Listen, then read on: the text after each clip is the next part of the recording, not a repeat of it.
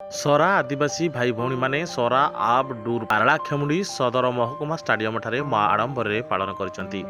ଚଳିତ ମାସ 13 ତାରିଖ ସନ୍ଧ୍ୟା 5ଟା ସମୟରେ ଓଡ଼ିଶାର ଗଜପତି, ଗଞ୍ଜାମ, ରାୟଗଡ଼ା ଜିଲ୍ଲାର ଏବଂ ଆନ୍ଧ୍ରପ୍ରଦେଶ ରାଜ୍ୟରେ ରହୁଥିବା ସରା ଆଦିବାସୀମାନେ ପାରଳାଖେମୁଣ୍ଡି ସଦର ମହକୁମାରେ ହଜାର ହଜାର ସରା ଆଦିବାସୀ ଭାଇ ଭଉଣୀମାନେ ସମ୍ମିଳିତ ହୋଇ ମା ଆଡମ୍ବରରେ ସରା ଭାଷାରେ ଗୀତ, ନାଚ, ହୋଳୋହୋଳି କରତାଳରେ କମ୍ପି ଉଠିଲା ପାରଳାଖେମୁଣ୍ଡି ଷ୍ଟାଡିୟମ।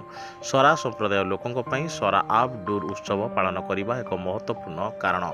ସରା ଆଦିବାସୀମାନେ ପାହାଡ଼, ପର୍ବତ, ବଣ, ଜଙ୍ଗଲରେ ଆଦ୍ୟ କାଳରୁ ରହି ଆସୁଛନ୍ତି। ବିଶେଷ କରି ପ୍ରକୃତି ସେମାନଙ୍କ ପୂଜ୍ୟ ଓ ପରମ୍ପରା। ଦେଶ ଦୁନିଆ କ'ଣ ଜାଣିନଥିଲେ।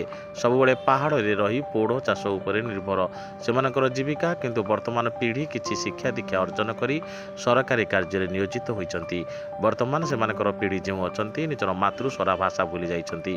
ଭାଷାକୁ ପୁନରୁଦ୍ଧାର କରି ବଜାୟ ରଖିବା, ସରା ଭାଷାରେ ଫିଲ୍ମ ଇଣ୍ଡଷ୍ଟ୍ରି କରି ଜାତି ଭାଇ ଭଉଣୀମାନଙ୍କୁ ସଚେତନ କରିବା ସେମାନଙ୍କର ଲକ୍ଷ୍ୟ। ଯିଏ ଯେଉଁ ଧର୍ମରେ ଥାଉ ନା କାହିଁକି, ଜାତି ସରା ଭାଷାକୁ ବଜାୟ ରଖିବା ସେମାନଙ୍କର ମୂଳ ଉତ୍ସବ ଉଦ୍ଦେଶ୍ୟ।